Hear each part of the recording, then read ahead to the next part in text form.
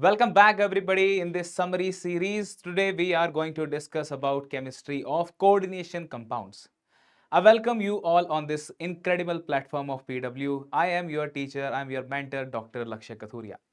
Let us start with the very first topic to be discussed in coordination chemistry. There are few terminologies to be understood in this chapter. Then we will discuss why and how we have got to study coordination chemistry chapter.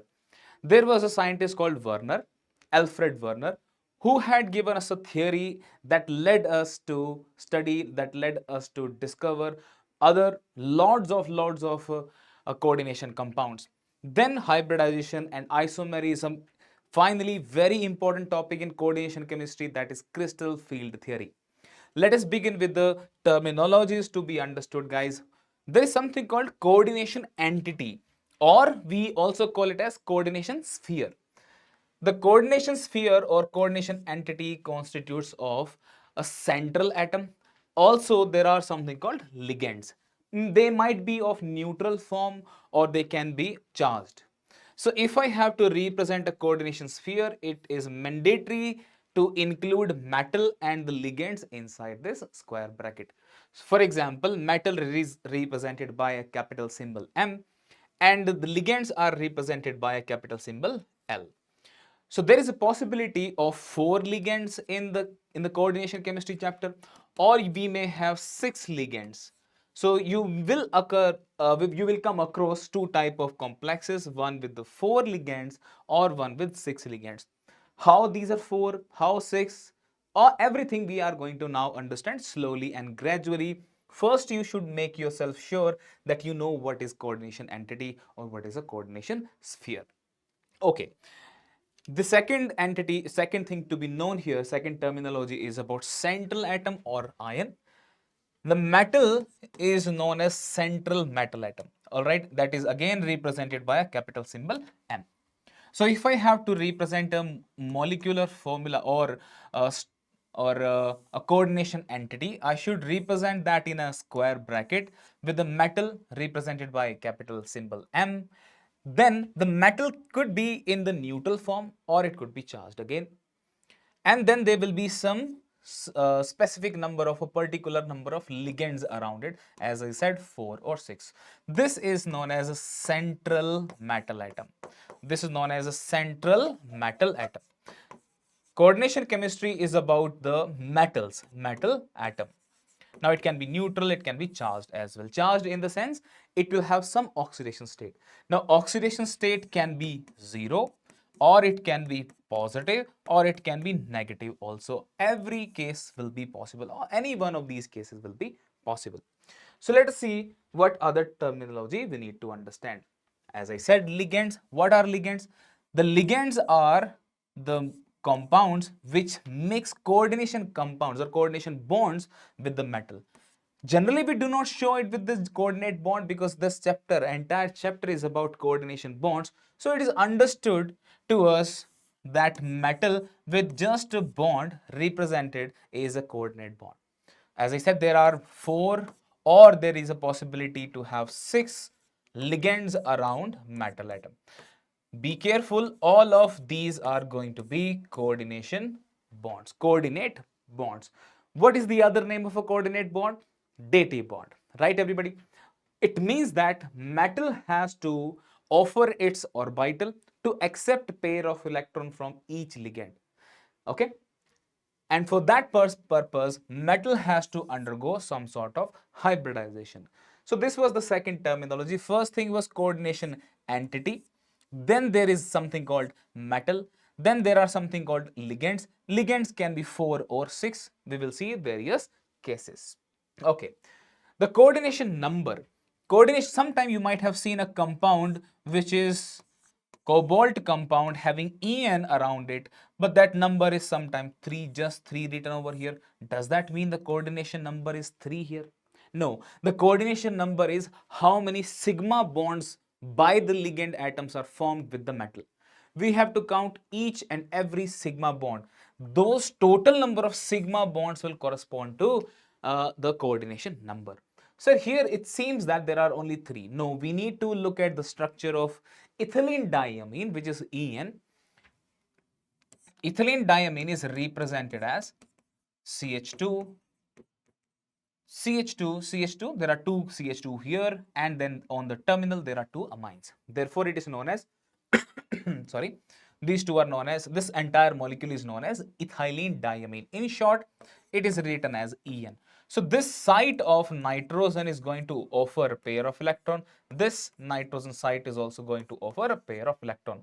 So one single ligand has formed two bonds, two sigma bonds, and how many in totality are present? 3. So 3 into 2, total 6 bonds would be there, 6 sigma bonds will be there. So coordination number of this metal atom in this particular complex is 6. In this complex is 6. So it is not always the number of ligands, it's about the number of sigma bonds formed between metal and ligands. Okay. Now we need to see this particular compound. This is the coordination sphere or the coordination entity. As I said, it has to be included in a square bracket. This is my central metal atom, central atom in short. These NH3s, ammonia, are the ligands, right? And in chemistry, coordination chemistry, we do not call this NH3 as ammonia. It is called amine, A-double-M. Amine is the name of this ligand. Every ligand has got its name. So amine ligand, how many? 6. So 6 will represent coordination number 6 for this particular complex for cobalt. Okay. Then we need to know what is Werner's theory. Werner was preparing some complexes in his laboratory. He said that I can prepare a large number of coordination compounds, and I had studied all of these by some experimental techniques. What are those experimental techniques? We will be discussing those. So Werner proposed a concept of primary valency as well as something called secondary valencies for metal atom. Remember, primary valency or secondary valency is valid for metal atom. What are those? Let us take example what he had given us. So I have brought to you an experimental setup. In the first case, what did he do? He took 1 mole of cobalt chloride salt, which had some ammonia molecules surrounded. Okay. So he performed a test, he started making some complexes, but he was not sure about the composition. He was not sure about whether chlorine is inside the coordination sphere or ammonia is inside the coordination sphere. Similarly here, and the last one. Do you see that here the amount of ammonia is different in each cases? Chlorine is still the same, cobalt Cl3, cobalt Cl3, cobalt Cl3, cobalt Cl3, but the amount of ammonia is varied. So he wanted to be sure what is its coordination entity or what is its coordination sphere, how many ligands are actually connected to metal atom. So he thought of an experiment. I will add AgNO3 in the solution 1, 2, 3, 4 independently, AgNO3, silver nitrate in that. And silver nitrate has a property to undergo dissociation to produce Ag plus and NO3 minus. And we also know silver loves chlorine. Silver loves chlorine and it forms a covalent bond which has got very poor solubility, very poor Ksp solubility product. I am sure you have studied Ksp in ionic equilibrium. Therefore, some amount of AgCl starts precipitating. So he used mole concept here. If I start with 1 mole of COCl3 with 6 ammonia, how many moles of AgCl I am obtaining? So he figured out 3 moles of AgCl are formed. From this particular experiment, he concluded that there has to be 3 chloride free available for Ag plus, so that 3 moles of AgCl could form. So from this he concluded that the formula has to be CONH3 in the bracket and Cl3, CONH3 in the bracket, all the 6 ammonias in the bracket and Cl3 outside the sphere. These 3 are ionizable. They were available for silver to precipitate in the form of AgCl. But is the same case happening over here? No. What he observed, when the ammonia amount was varied, it was different from the first case. The amount of AgCl precipitated was just 2 mole. How much it was, guys? Just the 2 mole of this. Just 2 mole of it was formed. So he concluded that this time the chloride available for silver plus was not 3. Not 3 mole of it was present. I mean, not 3 chlorine was available, right? You should know that if I take a compound AB, if it is an ionic compound, I take 1 mole of it, the amount of A produced will also be 1 mole and amount of B produced will also be 1 mole, correct? Now, if I vary this to AB3, you will be telling me, sir, there will be 1 mole of A produced in the medium, but there will be 3 moles of B produced in the medium. Are you all agreeing with me, everybody? Right? Do you all agree with me? Yes. So if I take 1 mole of COCl3, 5 of ammonia, if all the 3 are ionizable, I should get 3 mole of Cl minus, 3 mole of it. But in reality, he observed just 2 mole of AgCl. What does it mean? Only 2 chlorides are available for precipitation. The third chloride is not free. It is captured by, it is tightly held by the metal. Next experiment, he could see just 1 mole of AgCl. What does it mean now? It means out of the 3 chlorine, only 1 chlorine is available for precipitation. Rest 2 are tightly bound to metal atom. The last case, he observed nothing, no precipitation at all. From this entire experiment, he could now figure out the composition or the formula of the compound. Here, do you see that the two chlorines are written outside the bracket? Only 1 chlorine outside the bracket, and here we have no chlorine outside the bracket. What does this mean, guys? What's the meaning of this experiment? What conclusions we can draw from this experiment? We can say that in coordination compounds, metals show two types of linkages. The first one is known as primary valency, the second one is known as secondary valency. The primary valencies are ionizable and they are generally satisfied by ions, because we have to have, if this cation, if this coordination sphere is cationic in nature, I should have outside there is some cation, there's some anion required. So that Cl minus take care of this negative charge, because we know anion alone cannot survive, cation alone cannot survive. But about the secondary valencies are non-ionizable. This molecule does not disintegrate in medium, and these secondary valencies are still held by metal. They are not free. If you do any practical test for, or any qualitative test for the secondary valencies, it will be negative. There will be no test by the secondary valencies. So can I say from this experiment, these ammonias in this molecular formula, these 5 ammonia and 1 of the chlorine, they 5 plus 1, 6 of these are secondary valencies. Coordination number 6, and the secondary valence is also 6. But these chloride which are satisfying 2 positive charge of this coordination sphere, these both are primary valency. So this is how he concluded there are 2 types of valencies. One is called secondary, the other one is called primary. These primary valencies are available for precipitation. So how many moles of AgCl would be precipitated if I add AgNO3 in a solution of this compound? You will just observe 2 moles of AgCl, just 2 mole. Sir, why not the third one? Third one is captured by cobalt. Cobalt is not losing it. Cobalt is not letting it go. Are you following, everybody? Okay. Now, these were the few conclusions drawn by Werner. He said there are 2 kinds of valencies. One is called primary valency. Primary valency, it is the oxidation number of the metal. It is variable, we can change that. Satisfied by anion present in the coordination or ionization sphere. They can be inside, they can be outside, they can be anywhere. They are ionizable, they will produce anions in the medium. They are ionic, therefore they are non-directional. We know ions are generally spherical, they are considered spherical, they have got no direction in them. They are represented by the dotted line. If I at all going to show you a structure, Werner structure, then these chloride ions present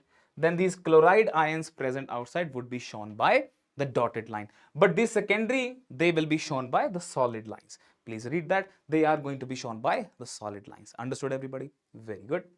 They have direction. Since they have formed a bond, we know that the bond is a covalent or coordinate. Coordinate is anyways a category of covalent bond. So directional nature, they are going to decide how these molecules will eventually look in the space, in 3-dimensional space. Will that be octahedral, tetrahedral, or square planar? These are the secondary valency will be satisfied by the ligands which are present inside the coordination sphere. They're non-variable. Once metal takes 4, it will take 4 forever. It's a coordination number. So coordination number, the conclusion from this table is the coordination number itself is the secondary valency. Primary valencies are ionizable. Everything clear so far, everybody? Let's proceed to the next concept. So in this molecule, which was Werner complex, modern notation for this complex will be CO with 6 amine and 3 chloride. So can I say that these 3 are going to be the primary valency and these 6 ammonia are going to be either the coordination number or we can say it as a secondary valency. Now 5 plus 1, 5 and 1. So 3 chlorine, please notice that there are 3 chloride, all the 3 will be, because anions are generally the primary valencies. Where are the anions? These 2 are outside and 1 is inside. So all 3 will be counted as the primary valency, but 1 out of the 3 has a dual character. One out of the 2 chloride has a dual character. It will be acting as a primary as well as secondary valency. Okay. Now here also, so you can say it looks like as if there is only one. It looks like as if there is only one, but there will be 2 inside and 1 outside. There will be 2 inside and 1 outside. So in totality 3, but out of 3, 2 will have a dual character because it is serving a purpose of secondary as well as primary valency. The last one has got 3 again, but all the 3 are of dual character. Is this entire table clear, everybody? This is how the examiners can ask you a question. What is the modern notation of Werner complex? Let's say this one or this one. Then you need to mention after ionization you will obtain a primary and secondary valencies, and primary valency will be satisfied by an ion. All right. Okay, everyone. Now, what is VBT? You have studied VBT in chemical bonding chapter also. Well, VBT stands for valence bond theory. So there are valence electrons present in the central metal atom valence shell. Those will be trying to participate in the bonding. So the central atom will have a number of empty shells. Since we are making coordinate bond, we need to have empty shells offered by metal atom. On the accommodation, electrons are donated by the ligands. Every ligand is now going to offer 2 electrons. So can I say ammonia, for example, it has a pair of electron to share with metal atom. Any molecule which has its octet completed plus there is a lone pair present, they are known as Lewis bases. They are known as Lewis bases. These are donors. And metal is accepting a pair of electron in its empty orbital. Therefore, metal will be Lewis acid. Metal will be named as Lewis acid. Now, if anybody asks you to identify Lewis acid and Lewis base in a coordination compound, metal, of course, is Lewis acid and ligands are Lewis bases. Now, how do we know their molecular structure? There is a method which is known as magnetic moment. Experimentally, we calculate magnetic moment. This is the formula for the spin magnetic moment. Mu is equals to under root of n into n plus 1.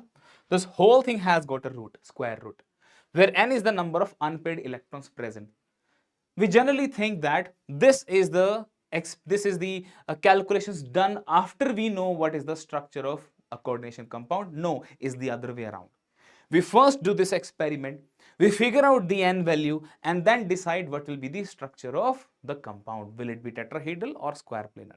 So this is a very important topic or very important concept to know what is the geometry and how many unpaired number of electrons. But is this theoretical? No, it's an experimental property, experimental result.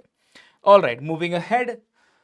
If you have coordination number 4, there are 2 possibilities for hybridization. One is sp3, the other one is dsp2. If the molecule has got sp3 hybridization, its shape or its geometry will be tetrahedral. If it is dsp2, it's square planar. You are very well known to these shapes and geometries, everybody, from chemical bonding chapter. Exactly same thing is happening here over.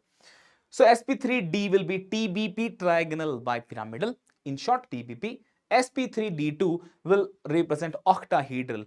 Now I am going to ask a question. So octa generally means 8, right? In organic chemistry, we study octa means 8, like octane, octene, octine, like that. And here it is representing coordination number 6. You are going to answer in the comment box. You will be writing that and tagging me there. Why is this octahedral? Why the name is octahedral here? Okay. All right. There is another possibility for D2sp3 That's again octahedral. Total number of orbitals engaged or involved in hybridization are 6, therefore octahedral. We will be studying all of these one by one. Let's take the first case, coordination number 6. Coordination number 6 has got two possibilities. One is sp3d2 or d2sp3. If you are using d orbital which is n type, nd orbital, what does it mean? I will give you some examples also, but for time being just understand, if this is my outermost d orbital used in hybridization, this is known as outer orbital complex as the name suggests. But if you are using n minus d orbital, this becomes inner orbital complex, which means I am utilizing n minus 1 d orbital, inner d orbital for hybridization. We'll take some examples, don't worry. Let us take cobalt with 6 amine around it, and the charge carried by cobalt on the coordination entity is 3 plus. I want you to write down the electronic configuration of cobalt when it is in neutral state. So cobalt means, if you forget any time what is the atomic number, at least you should remember 3D series. I have a very simple way of remembering, but there is no logic behind it. What I have done, I have clubbed these metals with their name, with their acronyms. So I'll tell you what it is. Okay, these are the 3D elements, right? Everybody knows that. So 𝐒𝐶𝐈𝐒𝐃𝐈𝐒 is the way I remember. 𝐒𝐶𝐈𝐒𝐃𝐈𝐒. I repeat, 𝐒𝐶𝐈𝐒𝐃𝐈𝐒. This way you can remember the atomic numbers, because most of the time you'll find these metal atoms discussed in coordination chemistry. So 3D element ka atomic number you must know. Okay. So it starts from 21 and go up to 30. So where is cobalt here? So 22, 23, 24, 25, 26 and 27. 27 meaning it has 3d7 4s2 electronic configuration. Understood? Very good. But what's the charge? 3 plus. 3 plus means, first of all, I will be removing electrons from the outermost orbital. That's 4s. Then I will approach 3d orbital. Now 3d has 6 electrons present, and this is how it is represented here. In the neutral form, you have 3d7 4s2, but in the charged form, it has only 3d6 electronic configuration. It has 3d6 electronic configuration. Don't be confused. This is 4s, and that's my 4p orbital. You'll notice that, sir, 4s is empty, 4p is also empty. But to make 6 bonds, what do you need? 6 empty orbitals. Do you have 6 empty orbitals? No. You have 1, 2, 3, 4, just 4. What to do? When ammonia approaches cobalt, then there is a jumping of electron. There is pairing of electron happening over here. So these two electrons can pair up and create their vacancy. These two electrons can pair up and create another vacancy. How many more orbitals you require to form 6 bonds, guys? 4 were already there. I needed 2 more. So these electrons actually have helped me in creating 2 more vacancies. Now I can utilize 6 orbitals. But shall we go like that? Shall we go with just two of these d orbital, 1 of the s and 3 of the p's? No, we have to hybridize.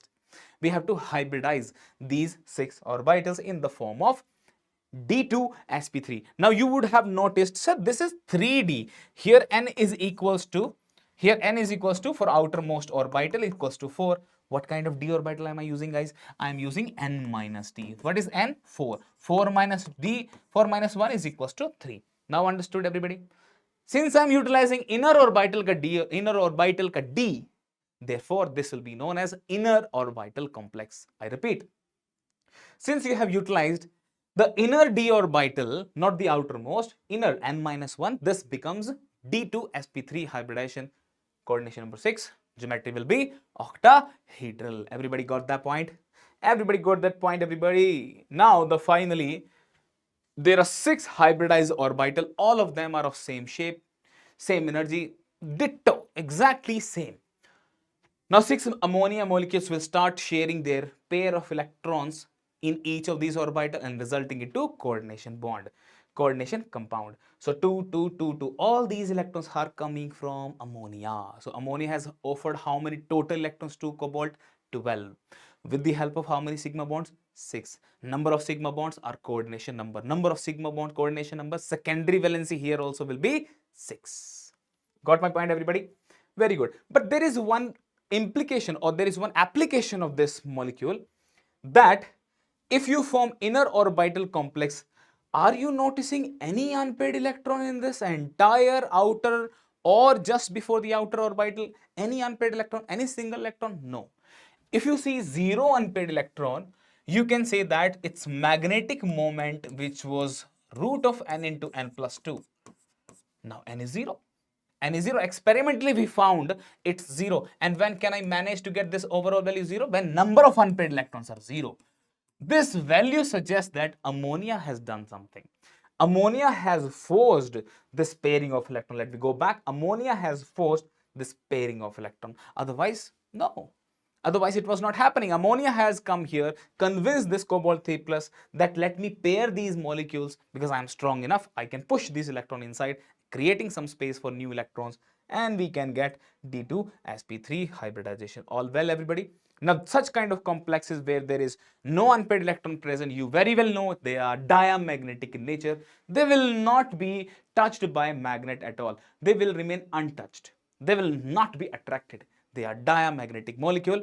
Also, we'll say that they are inner orbital complex, they are low spin complex, or they are spin paired complex because the molecules have got paired to cancel their spin. Earlier, when I had one single electron present, the spin will be either plus half or minus half, right? Now the two electrons are present, one corresponds to plus half, the other corresponds to minus half. In total, 0. In total, 0. So no unpaired electron, diamagnetic inner orbital complex. This was the first example. I am sure you have understood. Let us go to coordination number 4 example. There are again two type of possibilities. One is tetrahedral, that will have sp3 hybridization. The other one is square planar, will include the inner orbital, that's dsp2. Okay. Tetrahedral looks like this, where the bond angles are 109, and the square planar looks like this, where the bond angle is 90. Bond angle is 90. Since I am utilizing the inner orbital once again, this will be known as inner orbital complex. Here I am utilizing the outside p orbital. This will be known as outer orbital complex. Clear? Let's take example. So complex is a nickel Cl4, nickel Cl4 with 2 negative charge. Chlorine carries negative charge, so nickel is present in 2 plus oxidation state. So nickel, when it is neutral, it has 3d8 4s2 type of electronic configuration when neutral, making it 2 plus. These two electrons are removed. How many electrons I am left with? Just 8. So let's represent the neutral form, and when it is charged, when it is in oxidized form. So how many electrons are present unpaired here, everybody? 1 and 2. There are 2 unpaired electrons present. And how many of ligands are present? 4. Do you have 4 orbitals already present, free for you, vacated for you? Yes. So do you need to do this jumping? No, it's not required. It will be possible if that ligand is strong enough. That is known as ligand strength. If it is strong field ligand or weak field ligand, they will do this pairing. They are held responsible for pairing. But when we do an experiment of magnetic moment check, we find that n value from this calculated number comes out to be equals to 2. Comes out to be equals to 2. And that's only possible when chlorine is not convincing nickel to pair these electrons, keeping them as it is. That's a paramagnetic molecule. They are free to spin. They are free to spin. Therefore, they are known as inner or outer, or inner or outer orbital, outer orbital, and that's sp3 type of hybridization. sp3 type of hybridization. So what all other points we need to know here, everybody? sp3 is the hybridization. Since I'm not utilizing the inner orbital, it is outer orbital complex. Tetrahedral is the geometry. Paramagnetic due to the presence of 2 unpaired electrons. And you can put that number here in this formula to get value in Bohr magneton. BM in short, Bohr magneton. Remember, this represents magnetic moment just because of the spin. Just because of the spin. S represent spin here. Mu is a symbol to represent magnetic moment. All well so far? Okay. Now, nickel undergoes sp2 hybridization, sp3d, sp3 hybridization, sorry.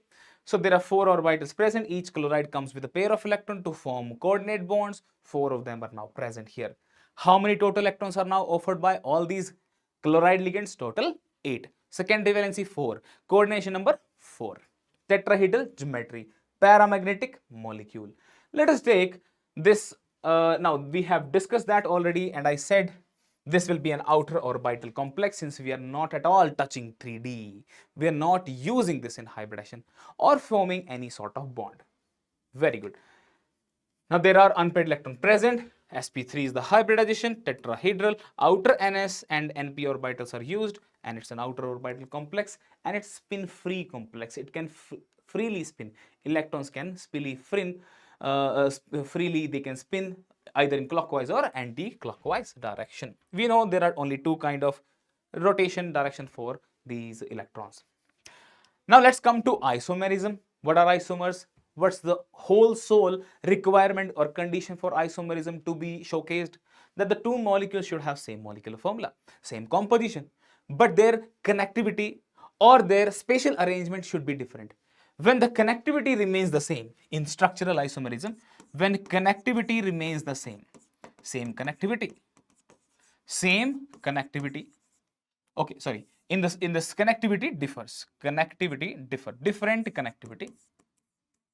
You will observe different connectivity. In stereoisomerism, you will see same connectivity but different arrangement in the space, but different arrangement, different spatial arrangement.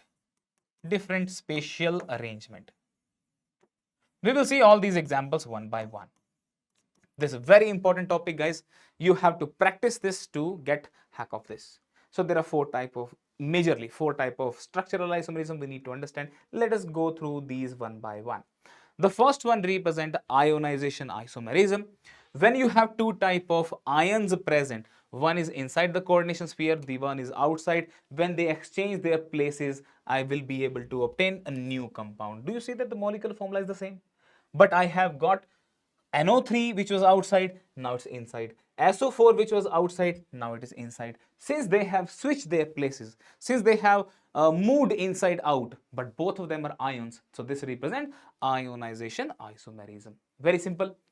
So what is the other kind? What's the next kind of it? Hydration isomer. Name suggests when water molecule does something in the isomerism, that will be hydration isomerism.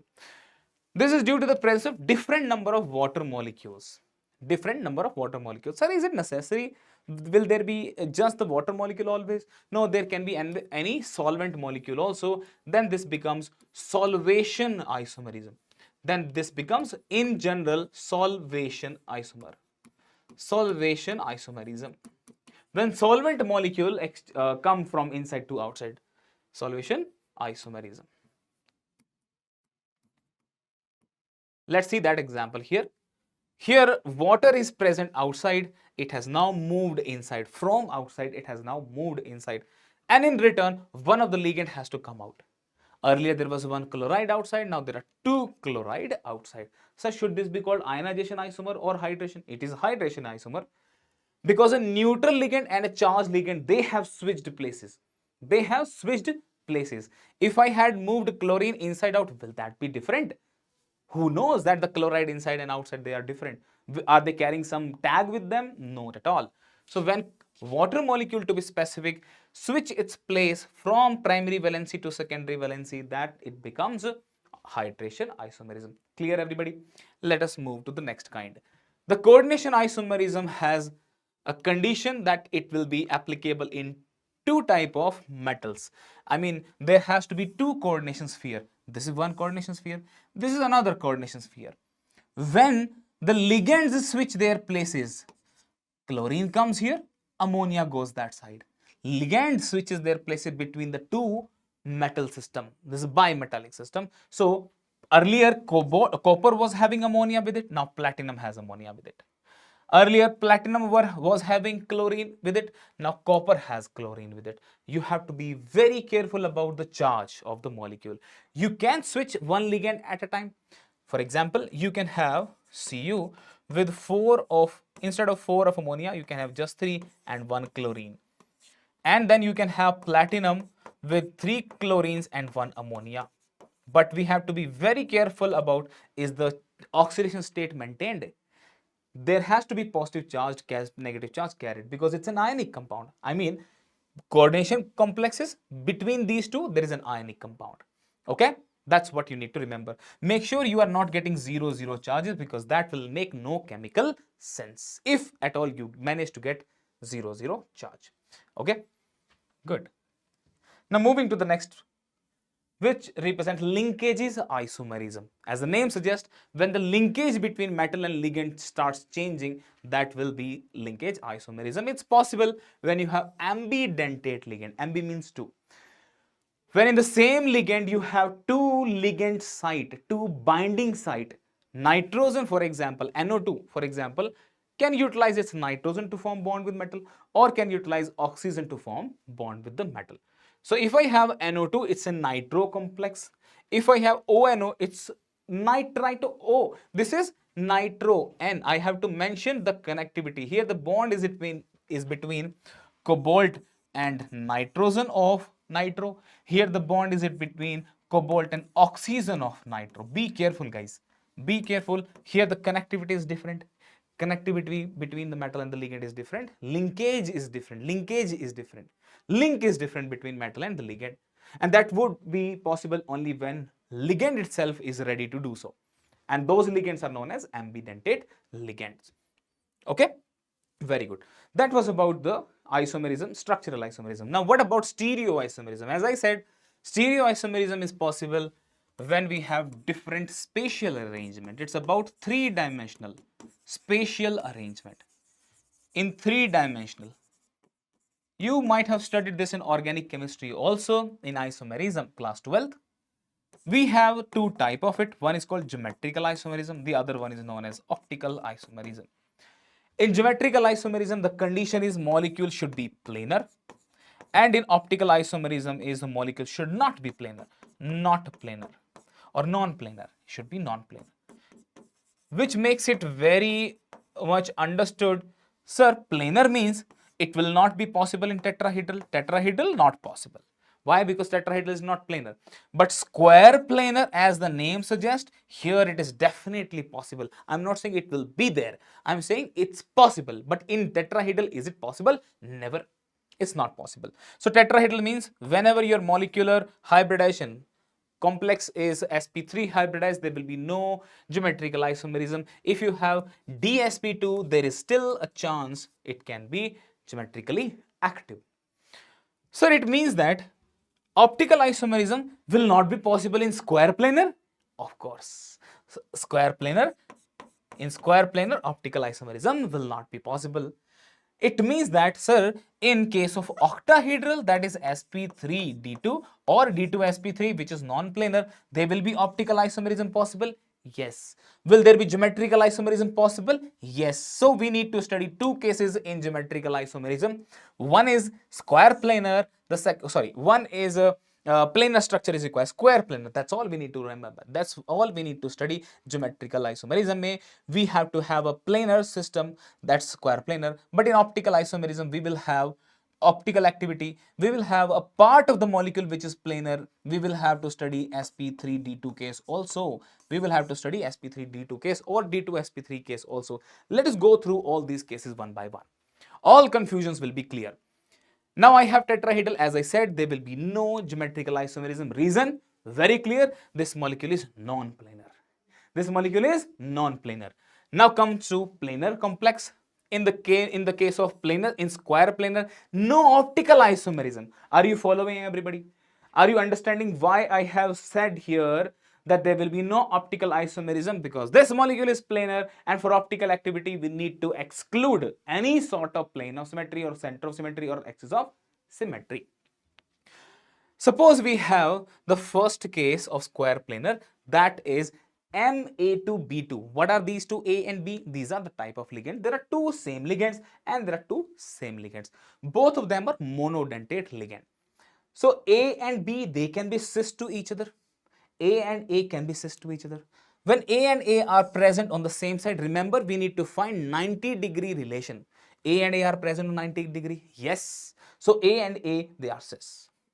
The other side, when A are A on the opposite side, 180-degree relation, this represents trans.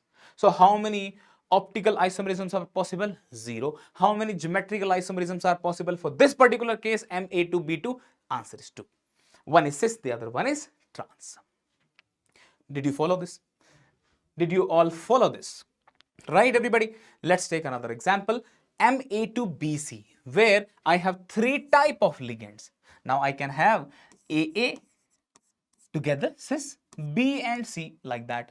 Now I can have A with respect to B as trans, or I can have A with respect to B as cis. Now A and C can be cis to each other. I have no third case. I have no other case to have A with respect to A, they are cis. A and A, they can be trans. I have got to Ma2. I can keep AA cis, I can keep AA trans. That's all. That's all. There is nothing more possible over here, guys. There is nothing more possible over here. The third kind, let's take an example of coordination number 4 again, but all these 4 ligands are different. All these 4 are different. So total number of geometrical isomers possible are just 3. Let us start making some combinations. I can keep A and B cis to each other. I can keep A and C cis to each other. I can keep A and D cis to each other. So these are the only possibility. Now rest will be what is left here, B and C. Make sure you're not getting any repeated structures. We need to count unique molecules, unique structures. So how many are possibility? AB, AC and AD. AB trans, or I can say AB trans here. Very good. Or I'm saying, since I have explained to you cis case, so AB cis first case. AB first. If AB is first, AB is cis, now C and D are cis to each other. Do you notice that? This is how we study. This is how we study. Okay, then AC cis. Now A and C are cis. Very good. Now the next bracket is BD cis. BD cis. The last one AD cis, BC cis. AD cis and BC cis. These are possible. These two are actually identical.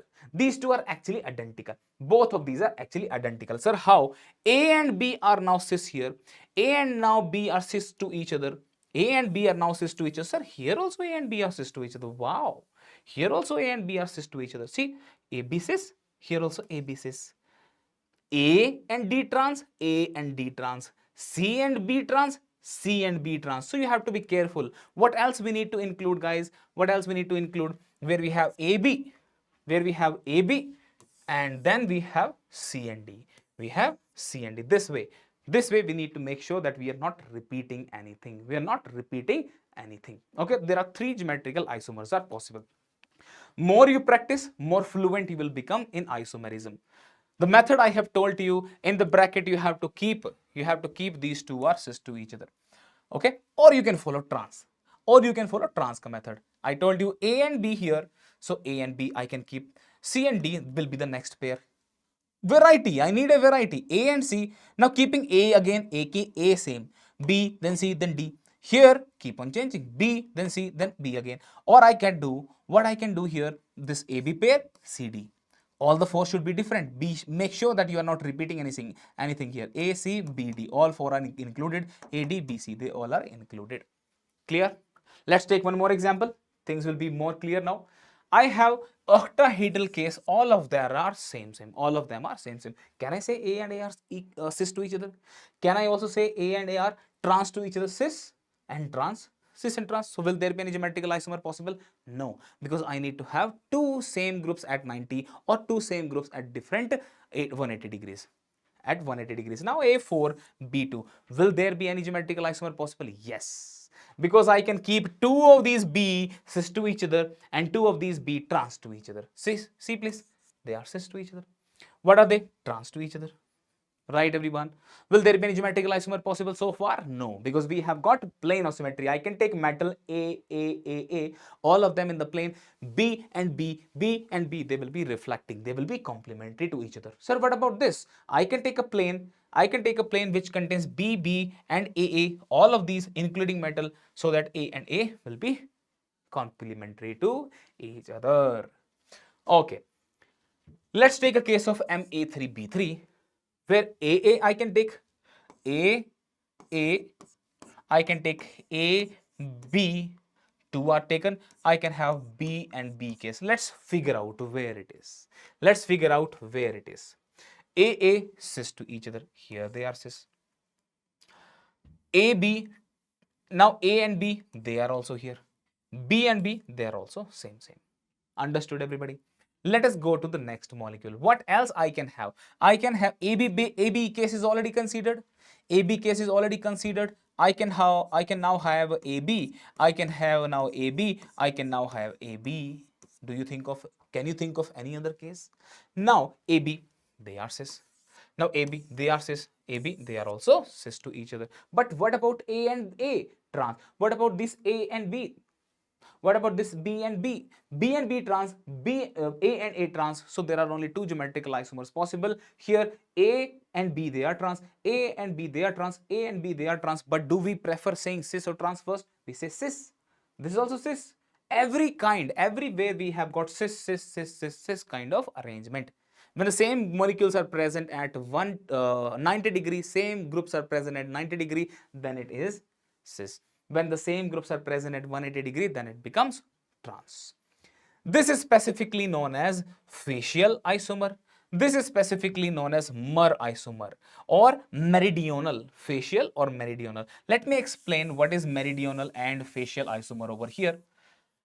When you connect these three atoms, they actually form one face of the octahedral, one face is formed, and the entire face here also this entire face is made by the same ligands. There are two faces which are made by the same ligand. Here the same, here also they are same. But when I go to the other side, can you draw the same kind of structure, same kind of possibility? These two are okay, they are same, but the third one, is it same? Not all the vertices are the same. Not all the vertices are same here, they are same. So when you get the same vertices of this face of the octahedra, this is known as facial isomer. But when they all three are not same, this represent meridional. This kind of terminology is only applicable for Ma3B3. Remember, this represent two type of structure, two type of geometrical isomerism. Just two type of geometrical isomerism. Moving ahead, everybody, let us take bidentate ligand. Let us take bidentate ligand, and A, both of them donor sites are the same. Can you give me an example of this? Yes, it's NH2, CH2, CH2 and NH2. This will represent AA type. This is A, this is also A.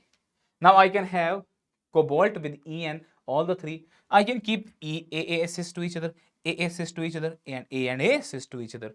I can keep A and A cis to each other. I can keep these A and A. Sir, they look like mirror image to each other. Yes, they too are mirror image to each other.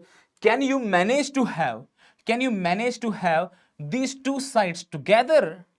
I'm saying together. This A trans to this, is it possible? No, the ring will not form. The chelation will not form. Therefore, I am forced to keep this pair of donor sites every time in the cis format. There is no way I can keep that in trans. So there will be no geometrical isomer possible. There is only one. If there is no trans possible, should we at all say there is only cis isomer possible? Array, no, we can't do that. So cis or trans, everything is just this. There is only one molecular structure possible. If you keep that a mirror in between, then you will see that this has got different optical property. There are two optical isomers possible for such kind of molecule.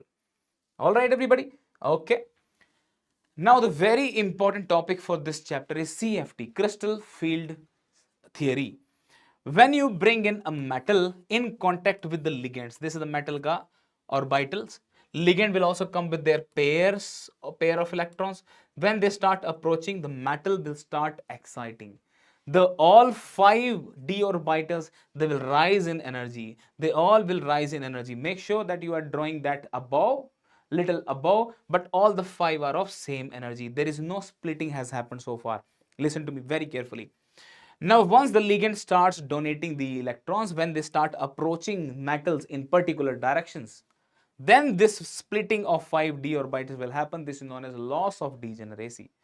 Degeneracy has been lost. If it is 6 ligand system, then this is the set of split orbital you obtain. The one is known as T2G set, the other one is known as EG set. This is my axial orbital ka set, axial orbitals, axial d orbitals, and these are non-axial. These are non-axial orbitals because the d electrons are now going to approach via axis on the axis. Therefore, these receive higher repulsion and they go up in energy. How much energy? 3 by 5 times delta naught. What is delta naught? The overall energy gap between T2G and EG set is represented as delta naught. Not O or O. O represent octahedral. So in the case of octahedral, the amount of energy it is lowering, the amount of energy it is getting higher, they both are same. By the help of a formula, we can calculate how much of energy is actually released by the system. So this is the lowering down energy, which is 2 by 5 of delta naught, and this is 3 by 5 of delta naught. If I fill this T2G set completely, if I fill EG set also completely, there are 6 electrons here, there will be 4 electrons here, so overall value come out to be 0. How? We will be using a formula. So if there is a weak field ligand, what will happen? The splitting will be very less. Splitting will be low. Splitting will be low. This T2G and EG, they will be close. So what factor will be low? Delta naught. Delta naught will be low. Therefore, I will get an opportunity to follow all the rules of electron filling, like Aufbau principle first of all. First electron goes here, second will go here, third will go here. If splitting is poor, if the weak ligand is present like chloro or halogen, any kind of halogen, the fourth electron must be occupied here, must be accommodated here, fifth electron here, then you start pairing. But what if, sir, what if the ligand is strong? Then the splitting will be very high. The electron may not be able to go to the higher energy level. You have to first fill these electrons. 6 electrons will be here, 7th electron goes here, then 8th electron, then 9th electron, then 10th electron. Are you following, everybody? Weak field ligand, less attraction, eventually less repulsion, finally less rise in the energy of CFT of E set, EG. But in case of strong field ligand, more attraction, eventually more repulsion, finally the gap between T2G and EG will be very high. If the gap is very high, then the accommodation of electron will be first happening in T2G. This will be filled completely first, then electron will start entering in EG. Okay, very good. So according to the spectrochemical series, spectro means light, chemical means when a chemical compound is studied with its interaction with light is studied, we obtain a spectrochemical series. When we make a metal complex with iodo, we see that the gap between T2G and EG is very less. When we make a compound of a metal with carbonyl, we observe that the gap is too high. The gap is too high. So we have to name carbonyl as or carbon CO as a very strong field ligand, and iodine type, iodine, bromo, sulfur, from fluoro, these are weak field ligand. So this is well proof spectrochemical series where iodine is of the least activity. Remember the position of water. Remember, nitrogen ligands are stronger, carbon ligands are very strong. Then comes carbon based ligands of specifically, this is oxalato. Oxygen is the donor here, right? Oxygen is the donor here. Don't be confused whether carbon is donating electrons or the oxygen. It's oxygen which is donating the electrons. So oxygen based ligands here, then fluoro somehow. Finally, we have halogen based, sulfur and halogen based. So I told you 𝐶NOx is the order. 𝐶NOx is the order. Carbon based ligands are very strong like cyanide or CO. Then comes nitrogen based ligand. Then we have oxygen based ligand. Then finally halogen based ligand. Clear, everybody? Okay. The strong field ligand will also correspond to the lambda absorbed. We can use a light source and see how much energy it has actually absorbed to jump the electron, or what is the difference in the electron, what is the difference between the T2G and EG level. Delta naught can be figured out with the help of studying the interaction of these complexes with light. Weak field will absorb low energy because they will show absorb low energy because greater wavelength. They need great wavelength, and the strong field ligand will absorb high energy. So splitting energy is directly proportional to the amount of energy absorbed, which is inversely proportional to the energy lambda absorbed. So in case of weak field, in case of weak field, the gap of energy will be too less. The gap of energy will be too less, very close to each other for the weak field. But in case of strong field, the gap of energy between T2G and EG will be very high. If energy is less here, lambda will be high here. If energy is high here, lambda will be less here. Are you following, everybody? I'll use a light source. I will ask this electron to jump here by absorbing some energy from the light. If the electron is present here, this will jump here by absorbing some energy here and releasing that light. While coming back, we can trap that light, how much energy this light has released. We can calculate the lambda. Eventually we can calculate delta naught. Okay, finally we have classified the ligands into two categories. One is a strong field, the other one is weak field ligand. If the ligand are weak, electrons will pair up.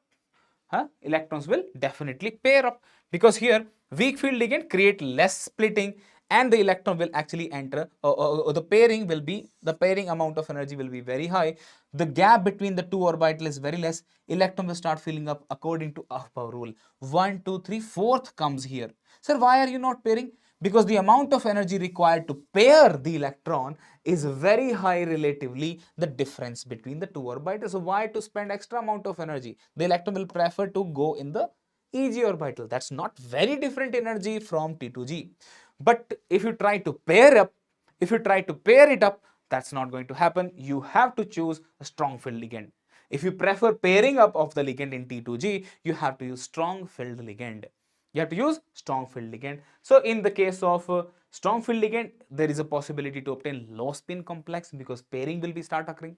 If in case of weak field ligand, there is a possibility to obtain high spin complex. High spin means many number of unpaired electron, more number of unpaired electron. Here 3, 4 unpaired electron. Here the number of electrons to be filled were 4, but how many unpaired electrons are left? Just 2.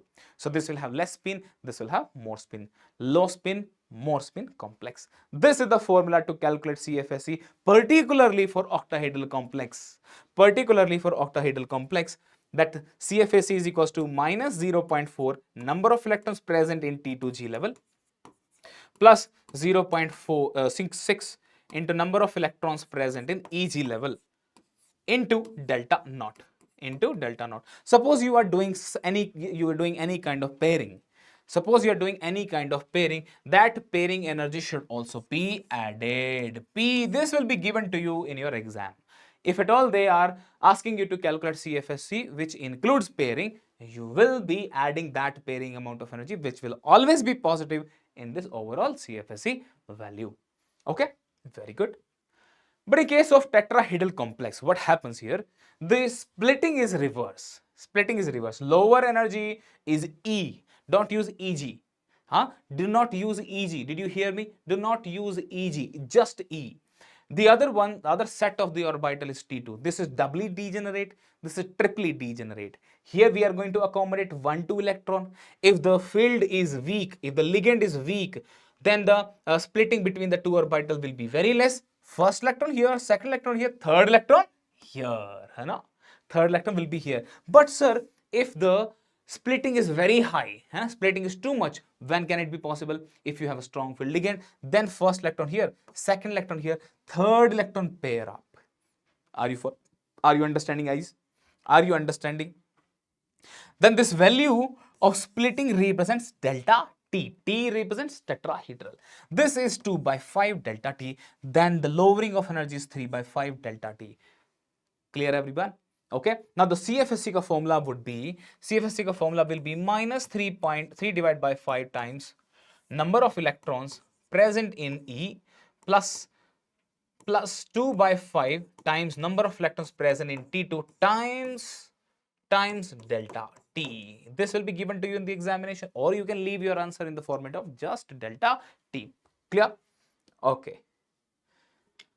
You should also know the relation between delta naught and delta T. Delta not in delta T. Since the number of ligands present in tetrahedral framework, tetrahedral coordination sphere are also less, splitting will also be less, which is equals to 4 by 9 times the splitting in the octahedral system.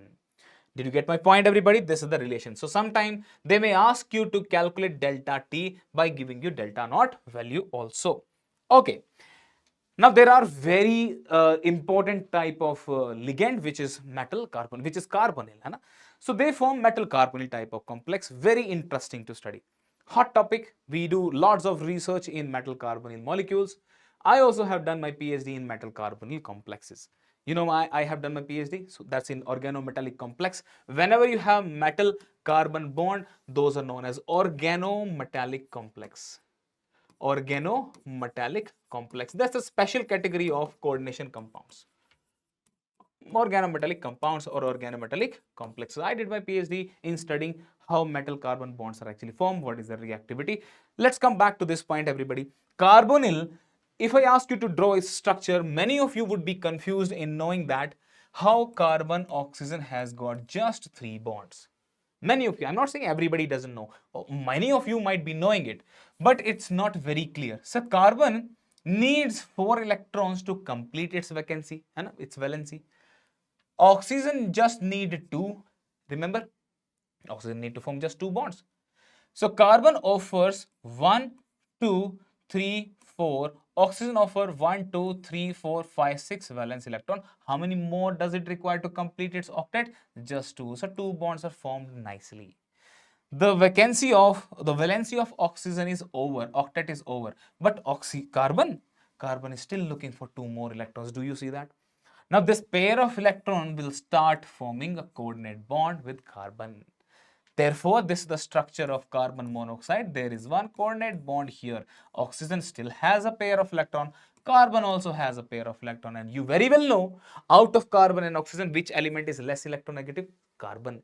So out of the two, which one will be happily willing to give away its pair of electron to share with the metal? Of course, carbon. So we will be forming a bond between carbon and metal. Carbon offers a pair of electron to the empty orbital of metal, and that metal which has electrons will start offering electrons in the empty pi star orbital of carbonyl. This give and take of electrons from metal and carbon forms 2 bonds. Apparently there are 2 bonds formed. This is known as synergic bonding. Suppose I ask you to hold hand of your friend and do that round wala the play, what is that called, kikli. So with one hand it will be difficult. Let's take another hand. Now it is easy, है ना? Now it is easy. This is called synergy. So now metal carbon bonds will be very strong, much stronger. Therefore carbon monoxide is treated as a very strong donor, very strong field ligand, carbon monoxide. This is known as synergic effect. The examiner may ask you to write a few words about synergic bonding.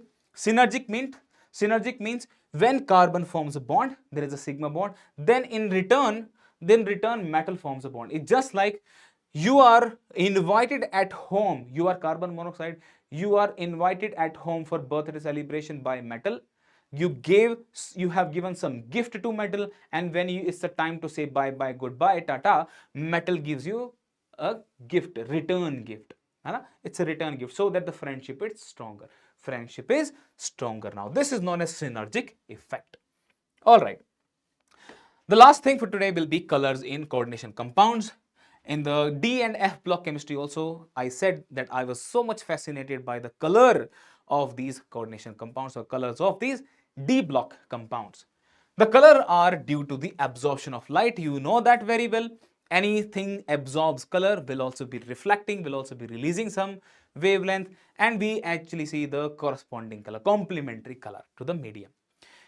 If at all there is an electron to jump, DD transition is possible, then while electron returns to its native state, there will be change. There will be some color to the molecule if there is electron present. If there is no electron present, then no color. There is no electron present, no color. If there is all the orbitals are filled, if there is no place for the electron to jump and get accommodated here, will there be any color? No color again. So there should be one electron present. at least one electron present here to jump, and there should be at least one vacancy here to get accommodated, to sit there. So here in titanium case, there was just one electron present. This is empty. This can jump over here, sit nicely, and the color is produced. So it absorbs blue-green region, the light in between blue-green region. And the color of the compound observed is violet, right? You know the color wheel very well, 𝐒𝐻𝐆𝐋𝐈𝐻𝐿. You know the color wheel very well, 𝐒𝐻𝐆𝐋𝐈𝐻𝐿.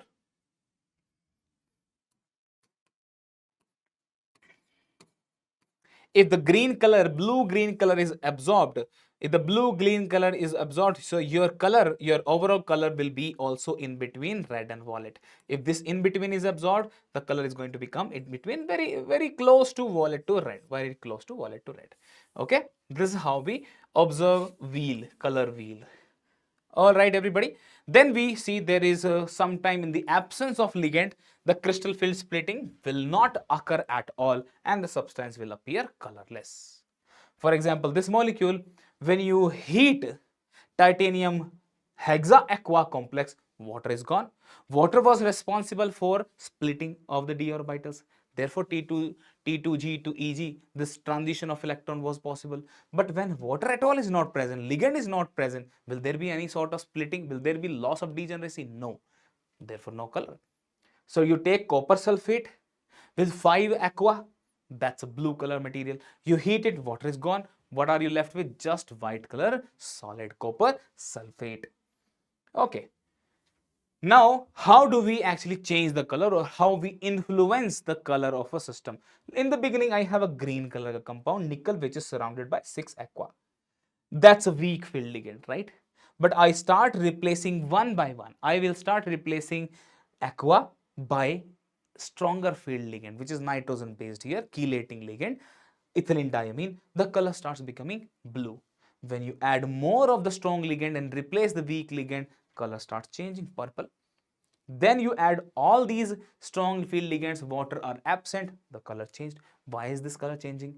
Why there is a transition in the color? Why is the grade of color changing? Because you are changing the gap between T2G and Eg. Electrons are now finding it easy or finding it difficult to jump. In this case, the gap between the T2G and Eg will be very large. In this case, the gap between T2G and Eg will be very less. So according to the energy gap, lambda will also be varied. Am I making sense, everybody? That's all from coordination chemistry, and I hope this video was useful for your examination, upcoming examination, be it boards or NEET or JEE mains examination. Keep study hard, everybody. I wish you all the very best. I'll see you in the next summary series lecture, everybody. Goodbye. Stay safe.